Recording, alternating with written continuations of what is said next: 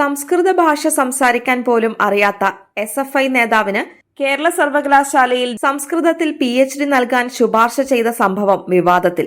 സംസ്കൃത ഭാഷയിൽ യാതൊരു പ്രാവീണ്യവുമില്ലാത്ത SFI നേതാവ് വിപിൻ വിജയൻ എന്ന ഗവേഷക വിദ്യാർത്ഥിക്ക് സംസ്കൃതത്തിൽ PhD നൽകാൻ ശുപാർശ ചെയ്തിരുന്നു.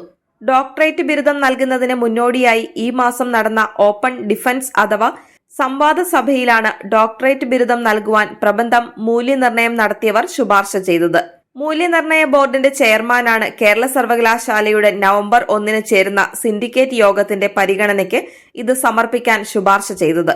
എന്നാൽ സംസ്കൃത ഭാഷ അറിയാത്ത SFI നേതാവിന് സംസ്കൃതത്തിൽ PhD നൽകാനുള്ള ശുപാർശ തടയണമെന്നാവശ്യപ്പെട്ട് കേരള സർവകലാശാല ഓറിയന്റൽ ഭാഷാ ഡീൻ VCക്ക് കത്ത് നൽകിയതോടെയാണ് സംഭവത്തിന്റെ പിന്നാമ്പുറം പുറത്തുവന്നത്.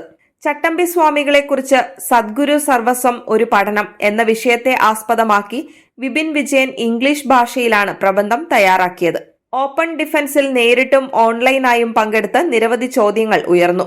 ചട്ടമ്പി സ്വാമിയുടെ പേരിൽ ചട്ടമ്പി എന്നത് എങ്ങനെ വന്നു എന്ന ചോദ്യത്തിന് മറുപടി പറയാൻ വിപിൻ വിജയൻ കഴിഞ്ഞില്ല.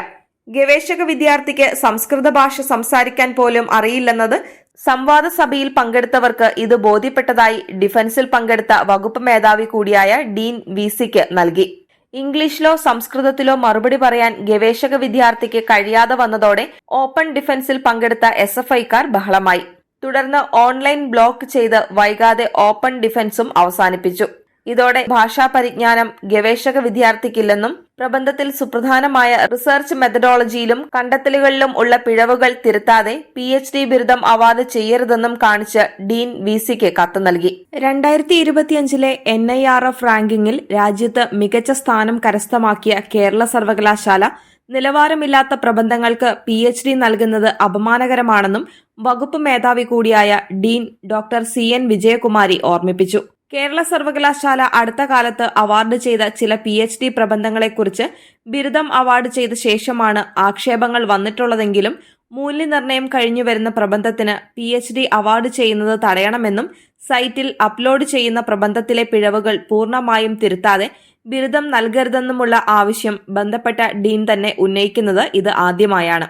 കേരള സർവകലാശാലയിലെ ഗവേഷകന്റെ ഗൈഡും യൂണിവേഴ്സിറ്റിക്ക് പുറത്തുള്ള 2 പ്രൊഫസർമാരുമാണ് പ്രബന്ധം മൂല്യനിർണ്ണയം നടത്തിയത്.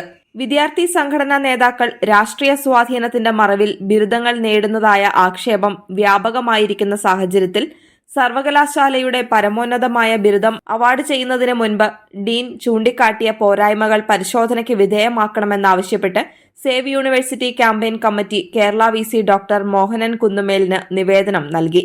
കേരള സർവകലാശാലയിൽ നേരത്തെ വൈലോപ്പിള്ളിയുടെ വാഴക്കുലയ്ക്ക് ചിന്താ ജെറോമിന് PhD നൽകിയ സംഭവം വിവാദമായിരുന്നു.